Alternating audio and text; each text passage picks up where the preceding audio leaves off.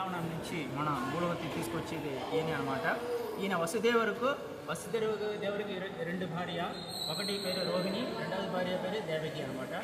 So ఈయన first జన్మించేది ఆయన గర్భం ధరించేది ఎవరి దగ్గర అంటే వసుదేవుడుకు దేవకి మాతాజీకి ఈయన గర్భం ధరించినా కూడా ఆయన ఎందుకంటే కంసుడుకు తెలిసిపోయింది కాబట్టి ఈ విష్ణు ఏమి చేస్తున్నారంటే ఆయన గర్భం తీసుకెళ్ళి రోగిణి గర్భంలో మార్చడం జరుగుతుంది కాబట్టి రోగిణికి ఆయన అవతరిస్తున్నారు అనమాట. అందుకే వసుదేవుడుకు రోగిణికి జన్మించిన మొదట పిల్లలు ఏడవది పిల్లలు బలరాముడు, ఎనిమిదవది పిల్లడు కృష్ణుడు అనమాట. సో ఈ ముందుగా అశరీరి నారదుడు ఏమి చెప్తున్నారు కంసుడికి, నీకు దేవకి కడుపులో పుట్టిన 8వ అవతారం వచ్చిన మహావాడ వల్ల నీ ప్రాణం పోతుంది చెప్తున్నారు కాబట్టి ఆయనకి భయం వచ్చింది. ఇప్పుడు ఏమి అవుతుంది, 7వది పిల్లలు బలరాముడు, 8వది పిల్లలు కృష్ణుడు, ఈయన కన్ఫ్యూషన్ వచ్చింది. 7వది పిల్లల వల్ల మనకు ఎందుకంటే 7వ గర్భసంధి అయిపోయింది, అభాషణ అయిపోయింది, అందుకే చచ్చిపోయి అభాషణ అయిపోయింది. 8వది పిల్లలే కృష్ణుడు అవతరిస్తున్నారని చెప్తున్నారు. అప్పుడు కృష్ణుడు 7వది అవతారమా 8వ అవతారమా అంటే కన్ఫ్యూషన్ కంసుని వచ్చింది. అప్పుడు కంసుని ఏమి అనుకుంటున్నాడు, ఇద్దరిని చంపేస్తాం, 7వ అవతారం చంపేస్తాము, 8వ అవతారం చంపేస్తున్నాం, సో దట్ మనకు ప్రాణాభయం ఉంటుంది భయంలో ఉంటున్నాడు. ఇది ఆల్రెడీ విష్ణువుకి తెలిసిపోయింది అనమాట. విష్ణు భగవానికి ఈ అవతారం ఎలా జరుగుతుందంటే ఆయన 2 జుట్టు, విష్ణు దగ్గర 2 జుట్టు ఆయన దేవకి కడుపు మీద పెట్టినారు. అది ఒకటి బలరామ అవతారము మారుతుంది, ఇంకొకటి కృష్ణ అవతారము మారుతుంది. సో మొదట వచ్చిన బలరామ అవతారము ఈయన కంసుడికి తెలుస్తుంది కాబట్టి ఈయన ఎలాగ చంపేస్తారని చెప్పి రోగిణి గర్భంలో పెట్టడం జరుగుతుంది అనమాట. ఆయన చక్కగా అవతరిస్తున్నారు అనమాట. 8వ గర్భం కృష్ణుడు అవతరిస్తున్నారు అనమాట. సో ఈ మాయా వల్ల కంసుడు కన్ఫ్యూజ్ అయిపోయి మనకి 7వది పిల్లలు ఎవరు 8వది పిల్లలు ఎవరు తెలియకుండా మనకి ఏదో ప్రాణాభయం ఉంటుండే భయంలో ఆయన ఉండిపోయారు అనమాట. సో ఇలాగా ఆయన జన్మం జరుగుతుంది అనమాట.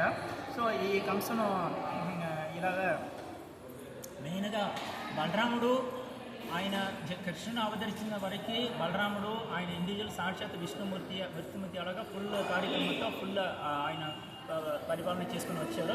కానీ కృష్ణుడు ఎప్పుడు అవతరిస్తారు, ఇద్దరు కృష్ణుడు అవతారమే, ఈయన ఆదిశేషుడు అవతారమే. కృష్ణుడు ఎప్పుడు అవతరిస్తారో ఈయన శక్తి మొత్తం కృష్ణుడు మొత్తం ఆక్రమించుకుంటున్నారు కాబట్టి ఈయన అన్నయ్య అలాగా కృష్ణుడికి అన్నయ్య అలాగా తోడా ఉంటాడు అనమాట. చిన్నప్పటి నుంచి ఆవులు పెంచుకోవటం, గోలోకంలో తిరగటం, యమునా నది మీద తిరగటం, ఆవులు పెంచుకోవటం, కృష్ణుడితోనే ఎక్కువగా కాలం గడిపారు అనమాట ఆయన బలరాముడు. తర్వాత బృందావనంలో ఎక్కువగా ఆవులు పెంచడం జరుగుతుందన్నమాట. కృష్ణుడితో కలిపి ఎక్కువ అసురుడు రాక్షసులు చంపారు కృష్ణుడు బలరాముడు. ఈయన బలరాముడు ఎక్కువగా ఈయన కూడా దాంట్లో ఎక్కువ సహాయం చేసి కృష్ణుడు కాపాడటం జరిగింది. ఆయన దేనుకాసురుడు ముష్టికాసురుడు ఈ పెద్ద అసురుడు సంహారం చేసింది బలరాముడు అనమాట. సో అంత పెద్ద అవతారము బలరామ అవతారము. తర్వాత ఆయన ఎలా కళ్యాణం జరిగిందో చూస్తాము. ఆయనకి భార్య పేరు రేవతి, బలరాముడి భార్య పేరు రేవతి. ఆయన తండ్రికి ఒకే కూతురు, పెద్ద రాజులు, ఆయన తండ్రికి ఒకే కూతురు. ఆయన పిల్ల రేవతికి పెళ్లి చేసుకోవాలంటే బ్రాహ్మణుడి దగ్గర మంచి రోజు మంచి పిల్లలు మగవాడు ఎక్కడ దొరుకుతారని అడగడం జరుగుతుంది. ఆయన పెద్ద రాజులు కాబట్టి డైరెక్ట్ బ్రహ్మలోకం వెళ్ళి బ్రహ్మ వెళ్ళి కనుక్కున్నాడు, నాకు రేవతి అమ్మాయి ఉంది, దానికి చక్కగా ఆవిడకి తగ్గినట్టు చక్కగా మగవాడు ఎక్కడ ఉంటారు, ఆయన పెళ్లి కొడుకు ఎక్కడ ఉంటారు అనే విషయం తెలుసుకోవడానికి బ్రహ్మలోకం వెళ్ళి అడుగుతున్నారు. బ్రహ్మ వెళ్ళే సమయము 20 నిమిషాలు అయింది. ఆ బ్రహ్మ అంటున్నాడు, కింద భూలోకంలో చాలా పెద్ద మహారాజుల పేరు చెప్తున్నారు, వీళ్ళతో ఎవరితో ఒకరితో మీరు పెళ్లి చేసుకోవచ్చు అని చెప్పేసి బ్రహ్మ సలహా ఇవ్వడం జరిగింది. కానీ అక్కడ 20 నిమిషాలు దేవలోకంలో 20 నిమిషాలు, భూలోకంలో ఒక చతుర్యుగం అనమాట. ఒక చతుర్యుగం మారిపోయింది. ఆయన త్రేతాయుగం వెళ్ళారు, కింద రావడానికి ద్వాపర యుగం అయిపోయింది. అప్పటికి ఎవరు ఉన్నారు, అన్ని యుగంలో ఉంటారు, అందరూ వెళ్ళిపోయారు. ఆయన చెప్పిన పెళ్లి కొడుకు అందరూ త్రేతాయుగంలో వెళ్ళిపోయారు కాబట్టి ద్వార యుగంలో ఎవరు ఉన్నారు, బలరాముడు ఉన్నారు. అప్పుడు బ్రహ్మ చెప్తున్నారు, మీరు త్రేతాయుగంలో చెప్పిన అన్ని పెళ్లి కొడుకు అందరూ వెళ్ళిపోయారు కాబట్టి మీరు ఇప్పుడు ద్వాపర యుగంలో బలరాముడు ఉన్నారు, ఆయన పెళ్లి చేసుకోమని చెప్పేసి సలహా ఇస్తున్నారు. కాబట్టి ఆయన చాలా గ్రాండ్గా రేవతి అమ్మయ్య ఆయన బలరాముడు చాలా చక్కగా వెళ్ళి ఆయన రాజులు నడిపి చక్కగా జరుగుతుంది. వాళ్ళిద్దరితో కూడా కళ్యాణం బాగానే జరుగుతుంది అనమాట.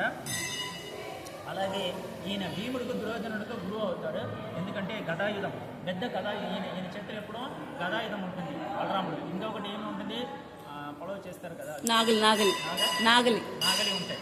సో నాగలి అంటే వ్యవసాయం, గదాయుధం అంటే యుద్ధం చేయడానికి, మళ్ళీ యుద్ధం చేయడానికి, గదాయుధం యుద్ధం చేయడానికి ఆయన చేతులు ఎప్పుడు ఉంటుంది. ఆయన పెద్ద భీముడు, దుర్యోధనుడు వాళ్ళిద్దరు కూడా గురువు అవుతారు అనమాట.